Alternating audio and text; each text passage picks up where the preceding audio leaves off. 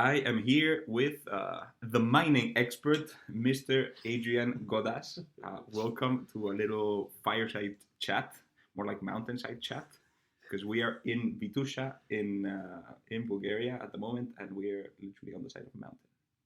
Actually, yes. Good point. Well, brief disclaimer before we talk about anything. This is not financial advice, and you should do your own research. Please consult with an expert in the matter. Don't trust any of our companies suggested within this conversation. This is purely our opinion, and we are not representing any third parties. Indeed. Okay, I provide a brief intro for you guys, so you guys know who Adrian Godas is. This gentleman right here is the founder of Godas Research, a firm specializing in finding the ugly ducklings of the mining sector. He has a dual focus there. On the one hand, he does equity research like we do, but more importantly, he physically trades metals, or he physically goes to the locations where these metals are traded, to be more precise.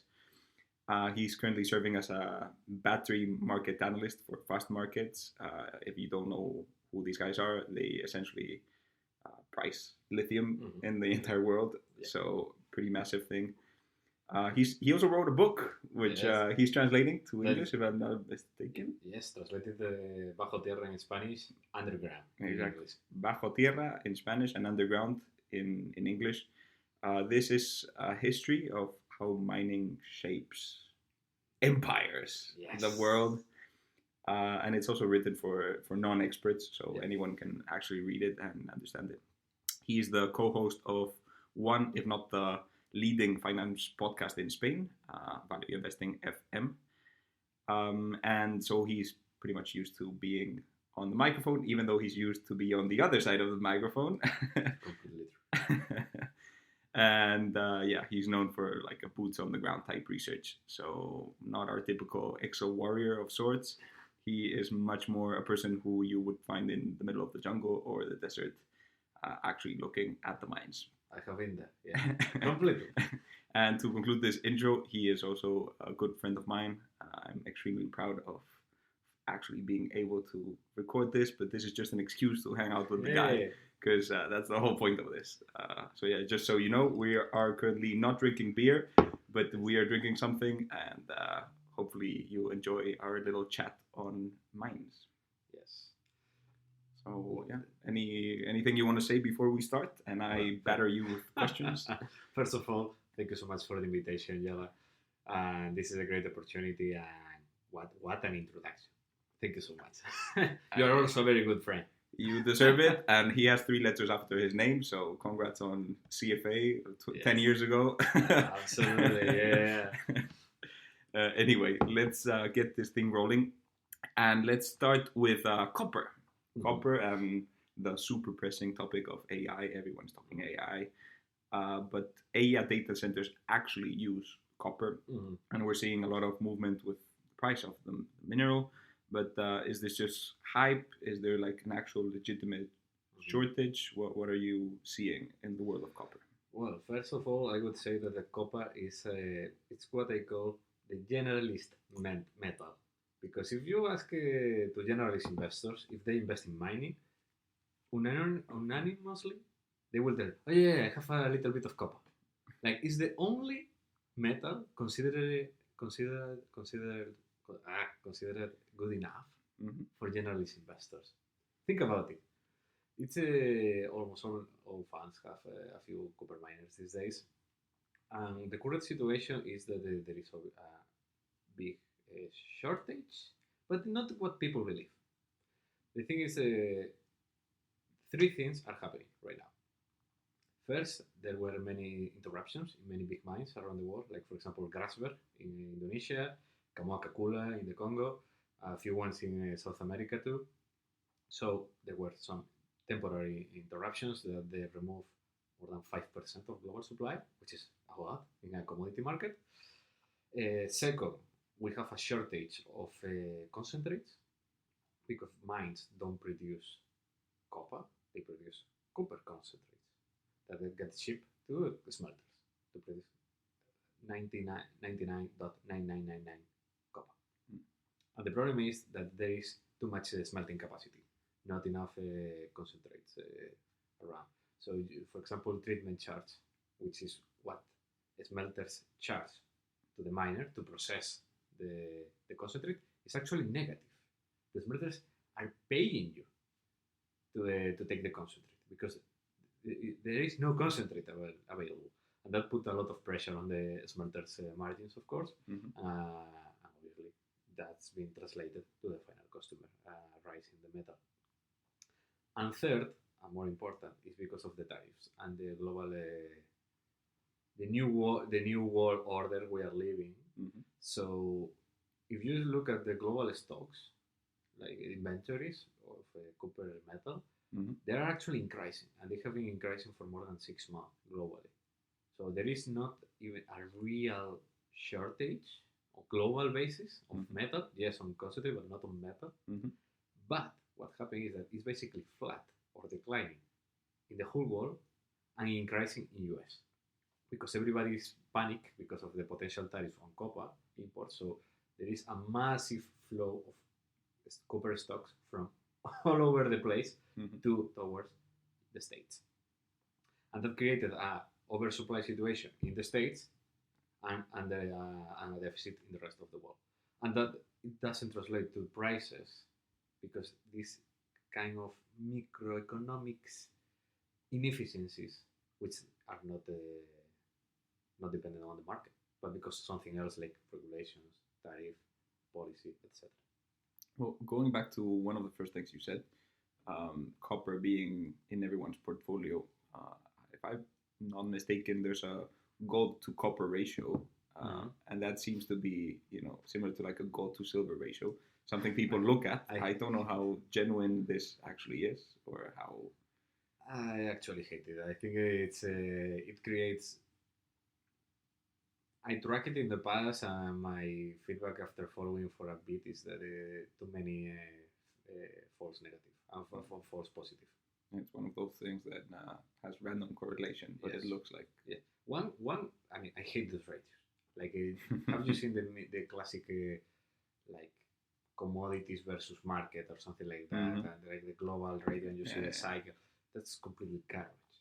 I hate those ratios. There is no economic theory behind. But one that looks very well, and I actually like, is the gold to oil, because it's like the big, like the real big industrial commodity that power everything, and the big store of value commodity. So there is actually some interesting stuff behind the rating. It seems nonsense at the first second, but once you look, and it actually performed really well. Like if you buy at the bottom and sell big oil and gold, it actually makes sense. Well, the ratio should be crazy right now, right? Yes, it's very crazy right now, and saying that you should be buying oil. Yeah, we actually talked about this, and beginning Saturn oil, which is performing, by the way, very well. It should. We have a non-disclosed bet on on performance of oil, but going back to copper, I keep hearing rumors of a mega merger. I think it's Rio Tinto and Glencore, yeah. 260 billion or a crazy amount like that.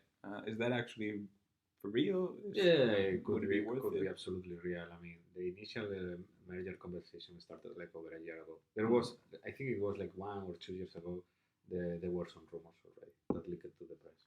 And it's real. I mean, I can tell you that one of the main reasons for that deal is because for the last few years, I mean, you know that Glencore is also a trader, and 25% of the revenue, 25% of the EBIT of Glencore is from the trading arm. Okay. So one of the theories is that internally Glencore thinks that if the iron ore sales of Rio Tinto goes through them, through the Glencore trading arm, they could get up to almost $1 extra on price realizations.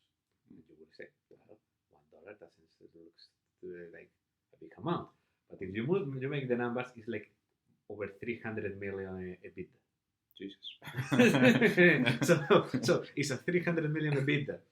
You put a multiple on top of that, and you get like over $1 billion in a few billions in synergies just because of that. And just with almost doing nothing, just because of the merging and rerouting the flows through the Glencore. Jesus. So there are actual synergies.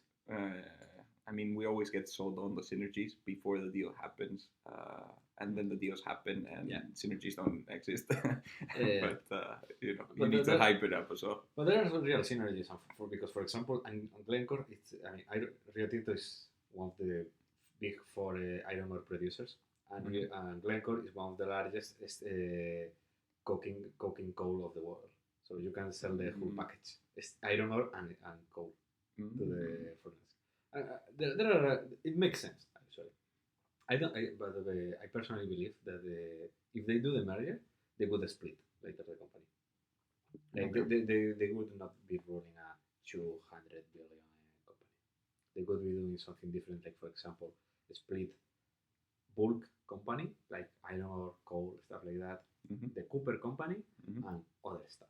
Because inside Rio Tinto, there are so many weird stuff. For example, they have a duopoly position in borax and boric acid. Okay. You have never heard about this. What is this? It's a duopoly run by Rio Tinto and a Turkish company. Okay. And it's literally like a 1 billion business. That's all. Like, it's tiny, and it's a duopoly controlled by Rio. And they make like literally 50% margins. Oh wow! But it's small, so you don't notice. So inside Rio Tinto, there are very, very weird stuff. It's, for example, one of the largest titanium producers, but it's a thing that is not being recognized because in the end it's basically an iron ore producer. Understood. Going back to copper, there's also another mega trend that seems to be slowing down, by the way, which is batteries. And I won't go into the technicals of it, but cathodes and anodes can essentially be substituted, and copper could be substituted with aluminum, if I'm not mistaken. They are both used in the batteries, but it's not on the battery. It's like around the battery. Like, it's not the battery itself. It's not on the cathode or the anode. Okay. It's like on the foils around in the cell. You use copper and aluminum. Understood. Is there any chance, if the price of one goes crazy, that people would substitute it with the other one? Could be. I mean, there are some historically there are a few aluminum to copper ratios. Well, talking in general about the copper substitution to aluminum, it has been calculated that there are certain ratios where if the ratio goes up, you can start substituting by copper to aluminum and vice versa. But the general trend is if you could substitute by aluminum, you already did. Like, for example, the high voltage towers, they use aluminum. There are a few uses on construction that they were substituted already by aluminum. Okay. So unless price goes crazy, I think most of the substitution already happened. Okay. And actually, aluminum price is rising too. Copper is rising more, but the aluminum is actually rising like 30% in the last 2 months. So it's also rising. So there is no substitution at all. And the batteries, you need to think. Do you want to explain a little bit what's inside a battery? Yeah, sure. Okay, so we have a bajillion elements. So the battery is basically, you have the cathode, which is the main component of a battery. Inside the cathode, which is like the positive side of the battery, you have a lot of chemistries, but the main ones are NCM with different compositions and LFP. On the NCM, that means nickel, cobalt, manganese. And then you have 811, 332, 532 different compositions, which is basically different mixes of those metals. NCM is traditionally the dominant chemistry in the West because it provides higher energy density. And one of the largest problems for EVs in Europe, US, is that we have what people call range anxiety. Because we are very concerned that there is no infrastructure. So if we drive too long, we can be in the middle of nowhere and with no place to recharge the car. So we are very conscious about range of a battery. Chinese instead, they prefer LFP for cars too. And that LFP means lithium.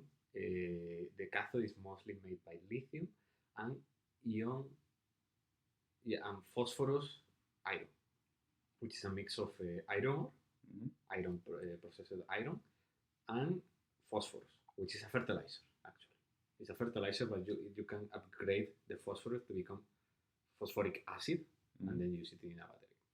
What happened with LFPs is they are cheaper but lower energy density. So China, because has better infrastructure, they can deploy. They are not so concerned about distance. They can deploy these cars, and almost all models almost all the Chinese models use LFP these days.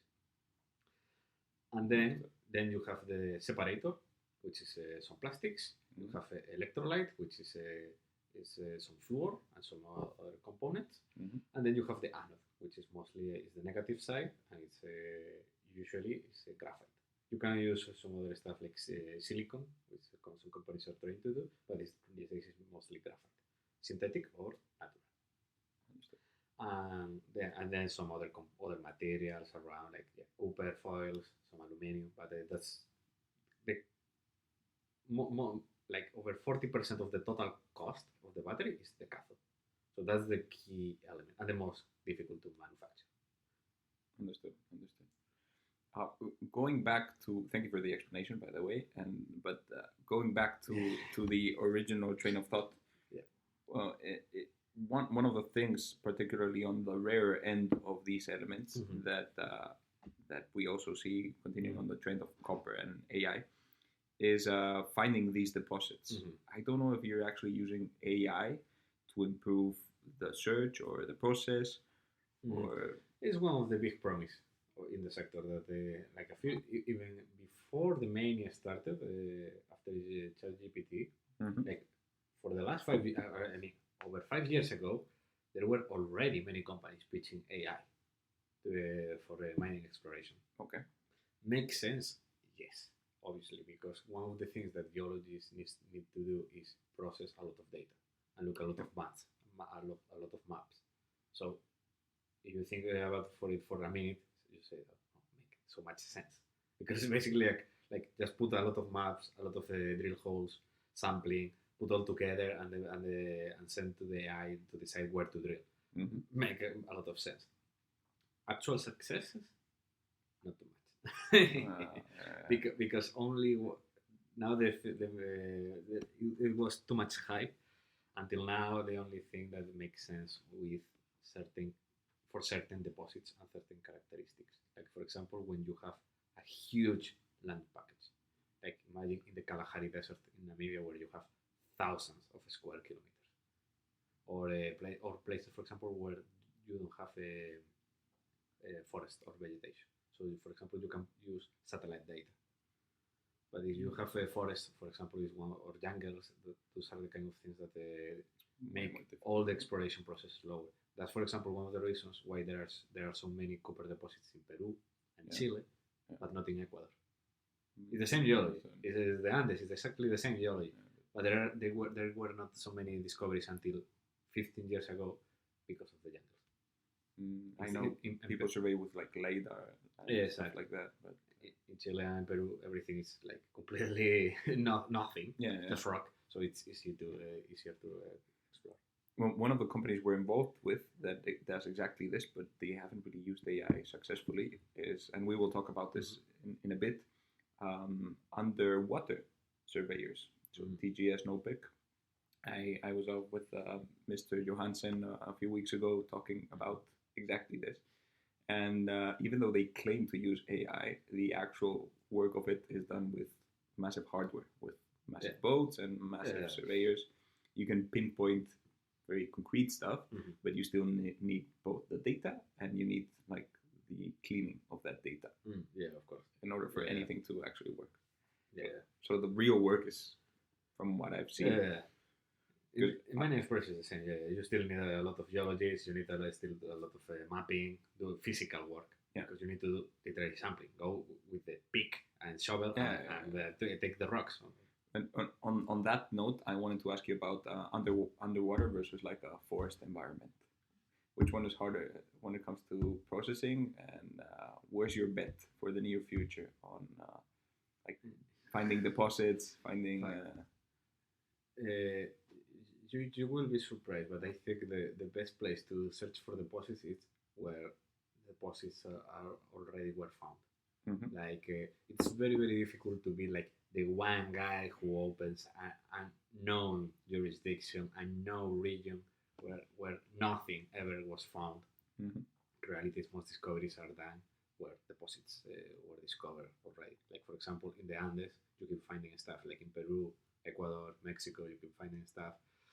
I don't believe at all on seabed mining and ocean mining. I think it's a total crap idea. Mm-hmm. The numbers doesn't make any sense. Like recoveries, capital intensity, it's just like unless you get government money, it doesn't work.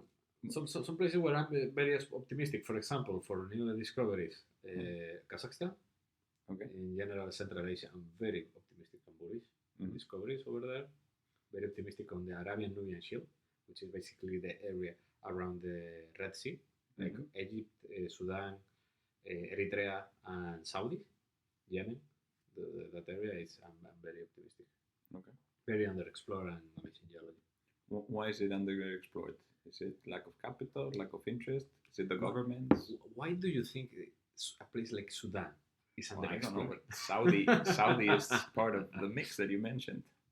I can see like Yemen or Oman not working, or like Ethiopia, which is on the other side. That's actually what Saudi is doing. Is doing right now. I mean, if you work in the mining sector, you will see that the Saudis are all over the place. Right now, actually, like the last few days, one of the largest mining conferences has been done in Riyadh, the Future Minerals Forum. I went there in 23, 24, I think. It's done in January because of the temperature. And it's amazing. Like you see the place, it's insane. The best building, the best conference building I have ever been.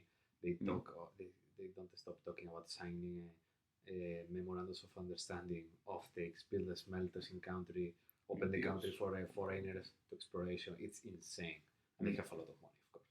And I will tell you something that very likely you don't know, and most of the people in the sector don't know. Ma'aden, which is like the big Saudi mining company. Yeah. You never hear of them. It's top 10 largest mining companies in the world. Really? And you never hear of them. And it's top 10 in revenues and market cap. But is it because they own assets abroad, or is it? No, they don't have anything abroad. Oh, okay. Because they mine over, I think it's over 2 million ounces of gold per year. They have phosphates, they have copper, they have polymetallics. I think they have also like some fertilizers, extra like potash. Yeah. So it's huge. Yeah. I'm extremely surprised by that actually, because it seems like that region is all about oil and gas, but because it's on the other side.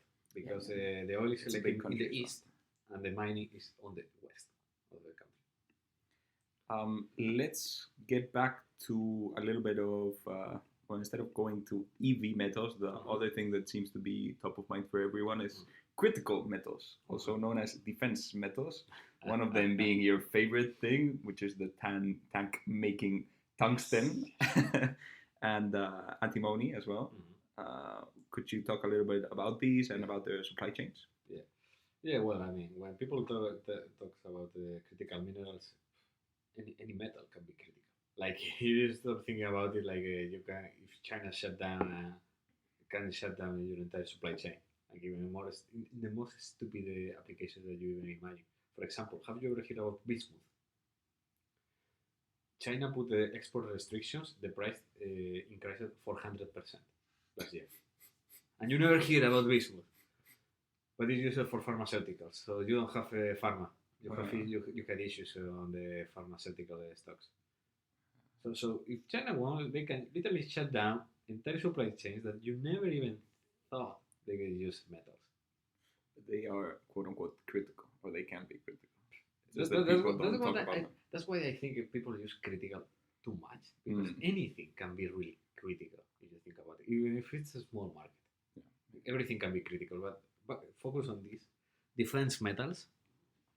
Definitely in the new world order that we are entering, in a new Cold War, US versus China, we are definitely seeing that China, that controls over 80% in many of these markets, they are aware that why I should sell you these materials that you can use to build a tank to attack me in a few years when I decide to take Taiwan. And for example, literally last week, China put restrictions, export restrictions to Japan, because Takaichi, I don't know if you follow the Japanese politics, but she has been very aggressive versus China regarding Taiwan, and she says something like, "We will defend Taiwan no matter what," which from Chinese perspective, that's insane. It's like a very aggressive wording. Yeah. So they say that they will ban any export, what they say, dual use, which means that any material that can be used in defense, even if the buyer is not a defense company, it's completely banned. And some of those metals include antimony and tungsten, because antimony is used for flame retardants. So anything like involving like controlling fire, use antimony. And tungsten is also used for any tanks, artillery, and many applications. Over 10% of demand of tungsten is defense. I know you were in general very excited about tungsten. I've received the interesting end of you being excited about the metal, which is you talking about the metal for like 48 hours straight. That's it. There's no food, no sleep. Yeah. It's just the mineral. There is a chapter of my book about tungsten for a reason, bro. It's literally one of the few metals that was discovered by a Spanish. That's because it's double B, because it's wolfram. It was discovered. Tungsten is then the English name, but it was discovered as wolfram by a Spanish scientific. One of the very few metals in the chemistry table. We invented tungsten and the mop. That's Spanish accomplishment. Going into tungsten, I know you were excited about it. I'd be curious to know a little bit more about the non-Chinese end of the supply. Yeah. So each metal supply chain is completely different. Yeah. For example, on rare earth, I make this analogy all the time, is that, for example, on rare earth and antimony, China has the supply. Yeah. And they just don't want to share it with you. So the price in China is much lower than overseas. For example, in some metals in rare earth, for example, yttrium, the Chinese price of yttrium versus overseas, like for example Rotterdam port, is more than 10 times more. Wow. It's because there is no yttrium. No, they have yttrium enough. The problem is that they just don't want to sell it for military purposes, etc., etc. But tungsten is different. Tungsten is one of the few ones where the Chinese price is higher than outside, because they have an internal mine supply problem, that the declining grades, exhausting of reserve. It's very difficult to build a tungsten mine. Recoveries are low. They started to import concentrates, tungsten concentrate from Kazakhstan, which is something new, with a new mine they built. So for example, they cannot even fulfill the government quotas, because many of these metals the government sets certain quotas to be mined each year, and later in 24 they only did like 85% of the quota. They cannot even fulfill the national quota. And in 25 it was the first time, like in 20 years, that they decreased the tungsten mining quota. Wow. So it's a big problem, and you cannot substitute tungsten in most applications, because if you are using tungsten, it's because you need something that can resist 3,000 I was degrees. about to say that. Of a course, high melting point. Highest melting point. God damn it. You guys, I don't think you understand. I did not know that tungsten existed like a month ago, and then I had like a rave, an everyday rave of tungsten for like a week. Absolutely. including multiple mines, then like I look at the numbers and I don't even know if they have revenues or a promise of revenues or something like that. Over 50% of my portfolio has no revenue. It doesn't make any sense to think with mines. But yeah, let's move on to a little bit of a fun section. With all the pushback against new mines in general throughout the world, or towards the quote unquote invisible mine, no, like we see in, for example, Spain is one of those where permitting is very, very difficult, even from like nuclear plants, not even the mining end of things, but even the production or the refinement end of things. Can you actually build a mine today in one of these communities where the actual local community doesn't hate the mine? I will tell you that it's actually very easy. Yeah. You just need to go to another country. The hate against mining is something very Western. And when people, after many years and looking at mines and every fucking country on this world, I can tell you name it, any country, and I tell you that I have seen a mine over there. Not physically, but very likely I have analyzed a company there. And I tell you that, for example, in Africa, when you explore for a mine and you discover a mine, literally the locals make sacred dances to celebrate. You find something and you are opening a mine and you are creating hundreds of jobs, and literally they make like some like I have seen videos. It's amazing, like literally traditional dances to celebrate the opening. Yeah, it's amazing, like for real. One of the highest, if not the highest, growing country in the world was Ghana in 2025, if I'm not mistaken, or the stock market. It was the best stock market in the world, and that's it's because of the gold. 90%. Yeah, freaking yeah. It is because of the gold. Yeah. I mean, because the Ghana, it was called during the British time. It was called Gold Coast. Ooh. So it was traditionally, even in the Middle Ages, it was one of the largest gold producers. Like even in the 12th century. Okay. So we're on the wrong continent. That's to build mines. That's the solution. To build mines. Yeah. I'm absolutely serious. People, it's like Africa. They will expropriate your mine, and yeah, of course, there are a lot of issues, problems, but depends on a lot of the country. And from local perspective, locals in Africa will always love mines. The problem in Europe and Canada, these countries, is, to be very honest, the problem is that you have rents and you have payments from somebody. Yeah. Mostly the government. Yeah. So why you don't, for example, in Spain? In Spain, if you want to build a mine in the north, the backlash is insane. Like from the locals, the politicians, everybody hates mine. Why? But even in the rural side, where, for example, there are no jobs. Why? Because they have money. Because they have the retirement payments. Plans. Yeah. So it's all people with payments from government. If you go to the,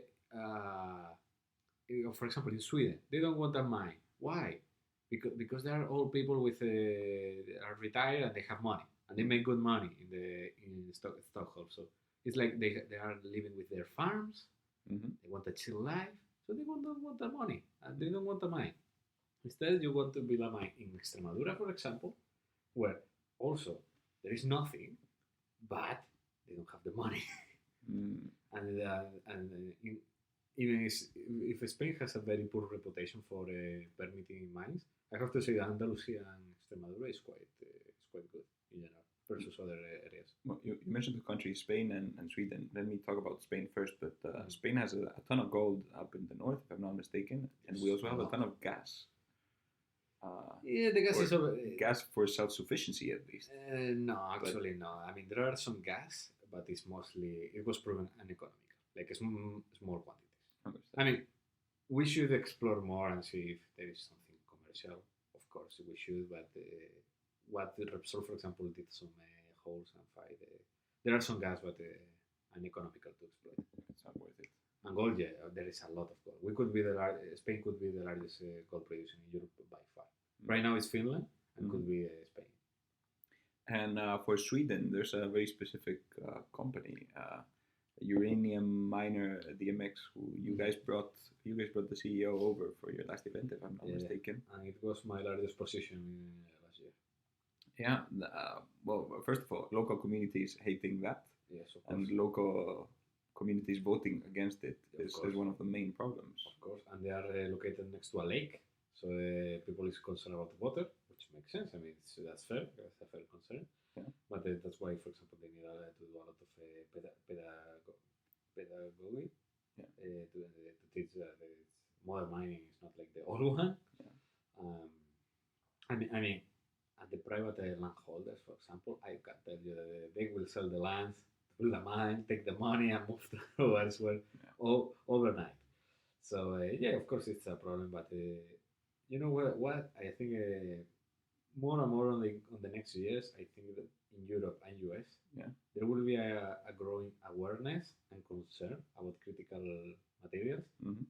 and state governments will push for mines, Mm-hmm. even if locals don't want. It's one of my theories. I think people, government will start to be more practical and be like, you don't want a mine? I don't care. We need this. No, seriously. Yeah, we need employment. I think people will be like, I don't care. You don't want a mine? I don't care. Yeah. And I saw that happen already in Portugal, for example.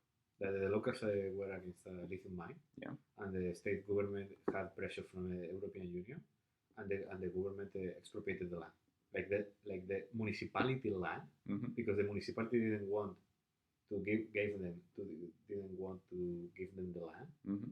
for the mine, and the state expropriated the municipal land because it's like, no, I don't care. They play by the rules. Yeah. They did everything right. The environmental permit was approved. Everything was done. If you don't want, you are not going to stop this. Well, there are a lot of incentives for the government, right? Because taxes. Obviously, taxes, labor, self-sufficiency with domestic lithium production. Yeah. That if you have a lithium mine, you can then have feedstock to build a refinery in country to produce hydroxide or carbonate. Yeah. There are so many incentives. So I think more and more countries will be like, you don't want a mine? I don't care. Well, one of the things that I've been involved with in the past extensively is Gescrap and Gestamp, which are essentially material recyclers, and they go along the coast, and they get these metals which seem quote unquote uneconomic because they buy it as scrap. Mm-hmm. But at the very end, at the end of the day, it's a cash printing machine, and more importantly, a lot of it has to be reused because a lot of these elements are very rare. So instead of buying it, if you recycle them, you can get them at a fraction of the price. Yeah, but metals recycling usually have a problem. It's the recovery rate tends to be low because it's not pure metal. It usually tends to be like scrap alloys. Definition of non-pure metal. Exactly. So you literally need to divide it. Exactly. So the problem is that there is some, for example, some copper scrap, like for example from pipes and stuff like that, which is very pure and it's very easy to recycle. Mm-hmm. But the problem is that most metals are in alloys, and you only want one of the metals in the alloy. Yeah. So you don't want the zinc, for example. You want the copper. Yeah. So the recoveries are low. You need like a lot of volume. You need economies of scale. You need cheap power, which Europe is not the best place to be. So we'll go to Germany to scrap everything. Later. Aurubis had a lot of issues because of that. The largest copper smelter. I know. They had issues with this. So yeah, recycling is an option, but personally I think it tends to be overstated. What are your thoughts on the recycling of the batteries? Yeah, we car batteries and all that good stuff, which seems to be. Yeah, I did projects for battery recycling, so yeah. I know the sector. You cannot imagine how bad it is right now, battery recycling. Like everybody's losing money, and I mean everybody. I'm not surprised. It's terrible. It's so terrible because basically, once you have the battery, you need first to ship it to a battery shredder, which is a low technology plant. It's basically like shred, remove, separate, shred. In the shredder, you produce something called black mass, which is like a mix of the lithium. You have nickel, you have graphite. That's why it's black, because of the graphite. Most of the volume is graphite. You have that black mass, and that gets shipped to a battery refiner. And that refiner is the one which then produces the nickel sulfate, lithium carbonate, cobalt hydroxide, all these elements. And for example, lithium tends to be lost on battery recycling. So what problem we had? First, I don't know if you knew, but the EV's batteries are living longer than expected. Okay. Nobody knew because we started producing. People was expecting like they could last like over 10 years, and their life is longer than expected. Like on real cases, people was expecting most of them should be to start to be scrapped now, and they're living longer than expected. So you have like, let's say, less feedstock than expected. You were expecting some feedstock, and the problem is that the EVs sales are still exploding right now and growing right now. So you need to wait more than 12 years until those batteries are scrapped. So right now you are scrapping mostly, for example, from accidents, like from a crash, car accident, stuff like that. Yeah. Because you are scrapping what was sold more than 10 years ago. And sales, EV sales 10 years ago were low. Yeah, well, so non-existent. And so the problem is that most people overbuild, and there is a massive overcapacity, like massive. Like literally, we had some numbers in fast markets, like there is, without build anything else, we have a shredding capacity until 2033. Like the feedstock will keep increasing every year. Yeah. But still, you don't need to build anything else until 2033. Wow. And there is no battery for recycling in Europe. So you need to you produce a black mass, and you need to ship it to China, to Korea, basically. We going back to the topic of building mines and whatnot. We have focused on essentially digging rocks out of the ground so far. Yeah. Like 30,000 years ago. But I mean, it's something we still have to do. But isn't real choke point of a lot of these refining? Well, what are your thoughts on processing of these metals? Because you can extract it in again the US, but then refining has to be done in China. So you need to send it over to China for refinement and stuff like that. You hear what the Trafigura, I think it was Trafigura. You hear what the Trafigura CEO said a few months ago. Nope. He literally said, mining is not critical. Processing is. Okay. Literally talking about your point. Because basically he argued, and it's completely true, that if you put the right price and decent permitting process, you will have mines. Like capital is there. It's not so complex. Like with big remarks, but it's not so complex. You can do it in many countries. You can open mines. You have to pay if the local opposition permitting allows. But processing is very, very complex. You need a lot of chemical engineering, a lot of capital. Like it tends to be a very, like all the oil refineries, copper smelters tends to be like very capital intensive, low margins, very low margins. Like that's for example why in every segment, like from oil, copper to lithium, the refineries tends to go for vertical integration. Like look around, like refineries are not. It's very difficult to find an independent refinery. They are almost all owned by Repsol, Total, Exxon, all the majors, because you need them, of course. But it's you need vertical integration because they tend to have very low margins, and that's the reason why, for example, China it's so dominant on refining and processing. It's not because they have like a secret technology or anything. It's just because they have they're cheaper. Would you say it's cost of energy, or would you cost say of energy, labor, economics of scale? Yeah, very good. Especially what Chinese are doing are so good at. It's on processing, on process in general. Like they're very good at taking a flow sheet and a certain processing route and improve the process. Like with a certain machine, a certain equipment, all integrated with local suppliers. They're very good at process. Is this like through automation, or is it like exactly. The Germans, like they put sensors everywhere and they... Those kinds of things, yeah. Like they're very good to details. They're very good at constant improving at the process. At the now they learned very good now how to improve the operation. Yeah. Like every year to try to reduce the cost. For example, it's to smelt a ton of copper, Yeah.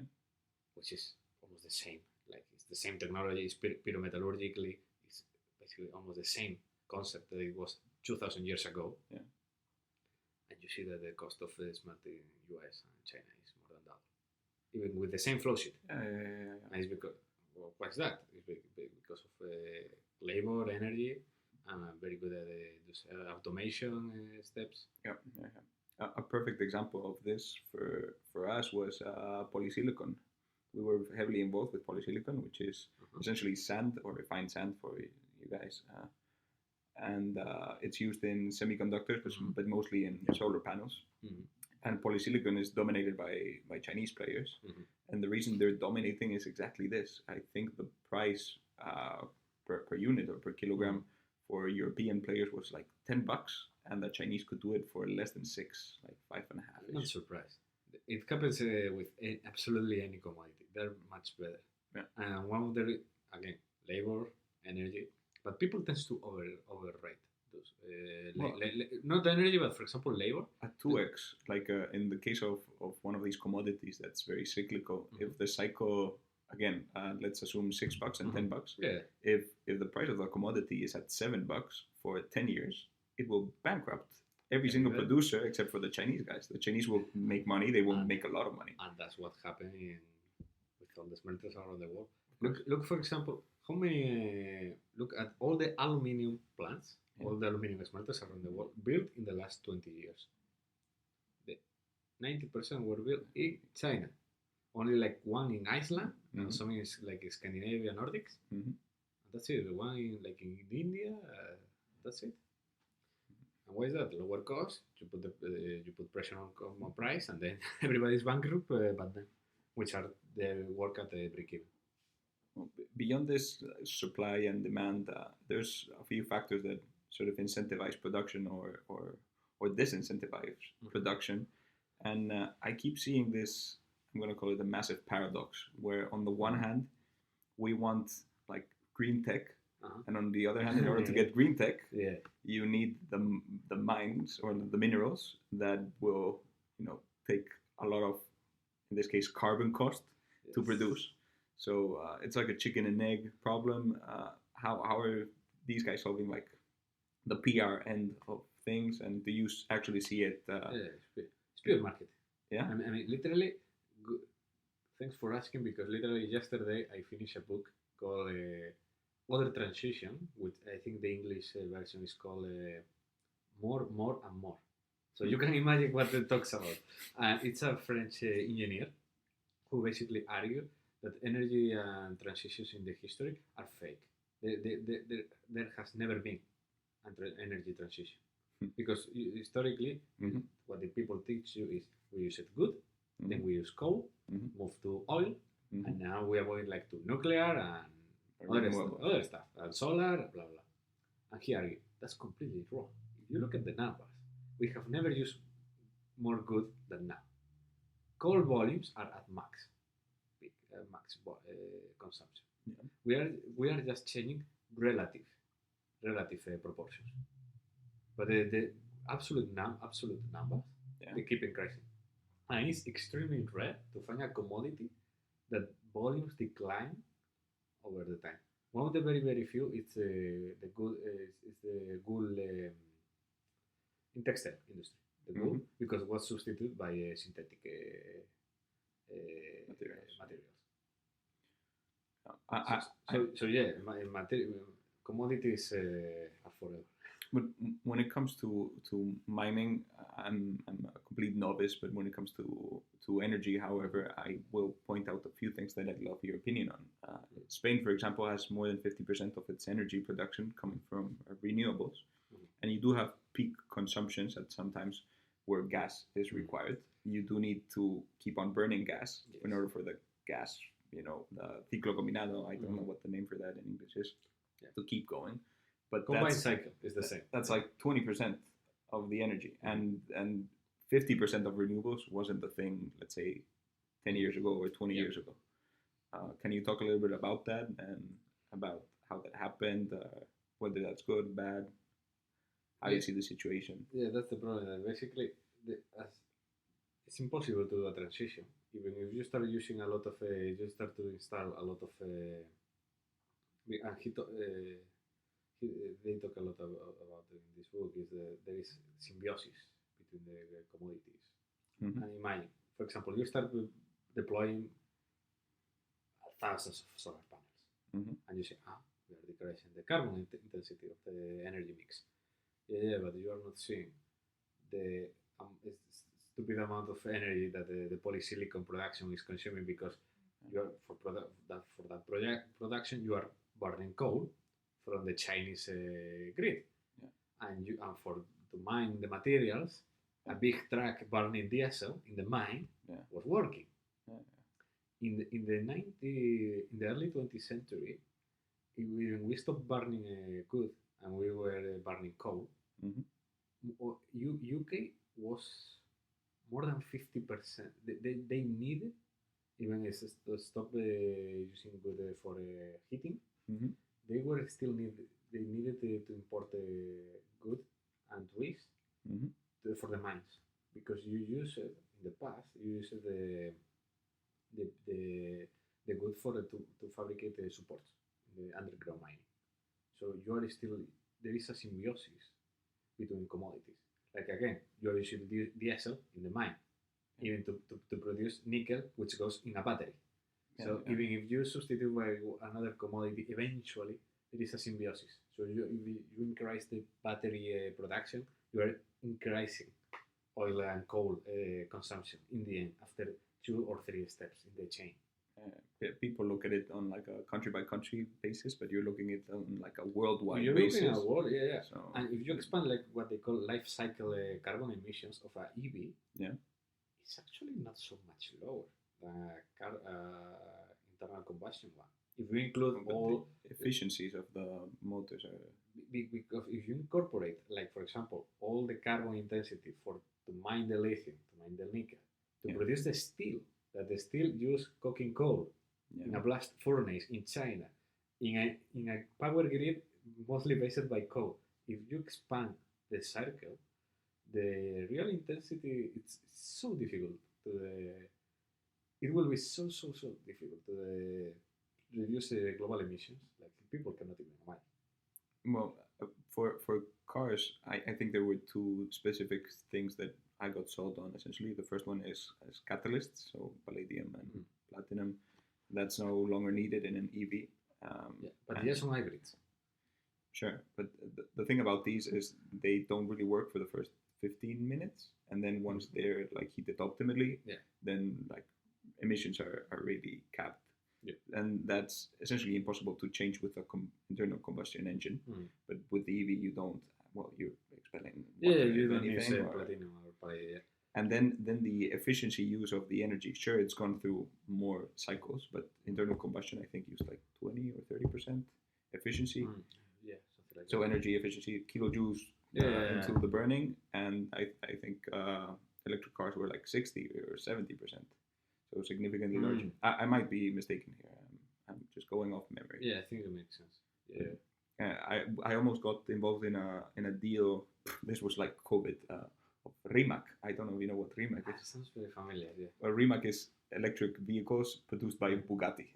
Yes. So we almost bought like 10% of the company. Really? Yeah. It was sponsored by Volkswagen, and well, it's a bunch of people, but essentially Porsche and Bugatti were the main partners, and there was like a bunch of Japanese people involved in it. But regardless, I looked into the actual motors and how they worked at the time, because Rimac was an option and it was on the table. That's very, very cool. Yeah, it's one of those deals I never actually did, but I did the research.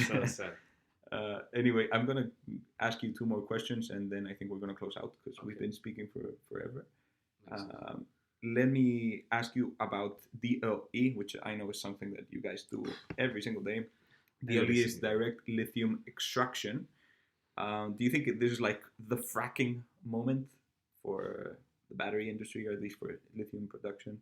Could easily be, yeah. To give some context, lithium you can produce like from a hard rock deposit, Then you produce spodumene, and that goes to a refinery. Yeah. Or you can extract it from a brine, which is basically underground saltwater reservoirs. Then you pump the brine, you try to concentrate the lithium, and using some chemicals at the refinery. I'm not going to enter that in detail.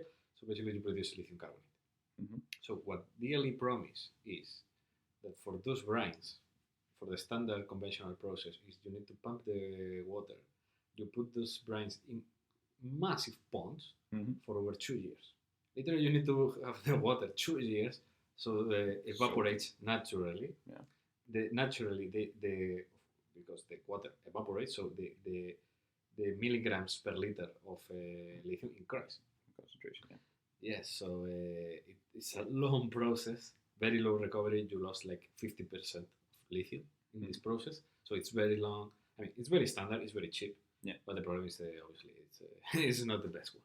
So the promise is with DLE is that you can just pump it through a processing plant and get it in hours and recover over 90% of the lithium. So obviously, if you can short the process in a matter of hours instead of 2 years and do it with and recover double the lithium amount, the operating cost is much lower.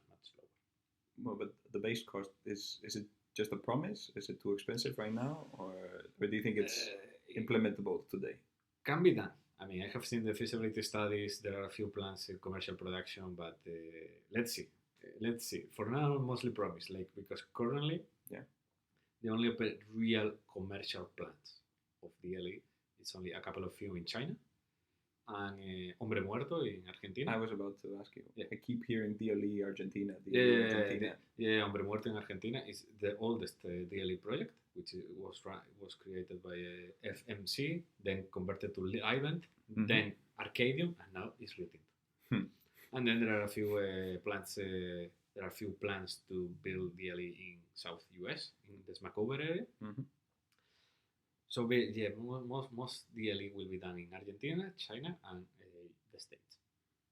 There are 1-2 companies in Europe trying to do that in Germany. And the OPEX, the operating cost promise are just so stupid low. Like we are talking like $4,000 per ton, 5,000, 6,000. Just for context, the currently process, the price of lithium is over 14,000. And the average cost of many of those brines are over 8 or 9. Okay. Like even the Argentinian brines, the operating cost is like 8,000, and that's considered low cost. So and these guys are trying to promote it like 5,000. So it can be a real game changer. But it's a very long process. This technology started in the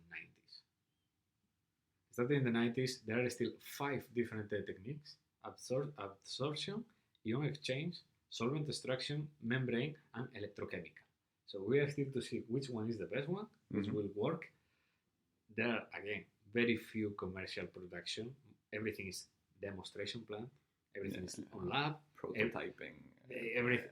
And again, as we all know, on the pilot plant, everything works. Everything works. All scientists in the pilot plant, everything perfect works. Perfect results. The problem is to scale up. Can work? Yes. I did some models, projection and stuff, and if it works, it will be a total game changer in the sector. Like literally can help to deflate the first half of the cost curve, like over 50%. Wow. So maybe even add like 100,000 of tons of lithium. So can have a huge impact. I'm gonna be completely honest. I have a bunch of additional questions on methodology for mining and whatnot, but we'll chat about those in private. And I'll close this out with a fun little question that you're gonna love, and that is, let's say you have an unlimited budget. Yes. Okay. Yes. And you can mine anywhere, and I'm not talking about the Earth. You can like mine asteroids or the ocean floor or any country, the North Pole, South Pole, whatever. Where would you go and why? Very simple. I would create my own country, Godasia, in Africa. The fact that you already have a name for your country is mightily worrying. I mean, Rhodesia. It was Rhodesia, which was Zambia and Zimbabwe, North Rhodesia and South Rhodesia, and it was because Cecil wrote, because they discovered. So I want my country called Rhodesia, like Rhodesia, and they were extremely rich countries actually, thanks to mining, and very rich even for European standards, but in the 60s. So honestly, if I could dig anywhere, I would say like Congo. Congo, yes. Okay. With your own government, of course. You're the one giving out the permits. I would love to build my own country in the Congo. And when you think about Congo, what do you think? What picture comes to your mind? To be honest, a war, poor, massacres and terrorist groups. And what if I tell you that in the 50s, before independence, Congo was the most urbanized and the most industrialized country in the sub-Saharan area. Really? The most productive agriculture, and one of the richest, most developed sub-Saharan countries. Then they got independent in I think 55, and in 6 months everything goes to dust. Because this was one of the mandates, right? And who was Congo under? It was under Belgium, and it was a total disaster. There was a CIA coup by the U.S. government. There was a coup against Lumumba. They put Mobutu, which was a terrible dictator. U.S. things. Then they started to attack racists. The racism started. White people was attacked. Right. They left the country. So literally in 6 months. No officials in the army. No administrators because they left. They fled. No engineers to run the mining operations. It was 6 months. Again, it was one of the most serious countries in there. They even the Congolese army, they got big victories in the First and Second World War in Africa. And 6 months turns into what you think about Congo. Into dust, essentially. Well, yeah. Anyway, that was a great way of closing this. Thank you so very much for helping me learn and helping hopefully you guys learn as well. Feel free to reach out. If you wanna, give out your Twitter handle or Godas Research or whatever you want. If you need anything, just contact me through Twitter or through email. On my work one, adrian.ripa@fastmarkets.com. Okay. So feel free to reach out. This guy obviously knows everything about tungsten, so please mention tungsten as subject on your topic subject. Anyway, have a good one, guys. Thank you very much. Thank you, Adrian.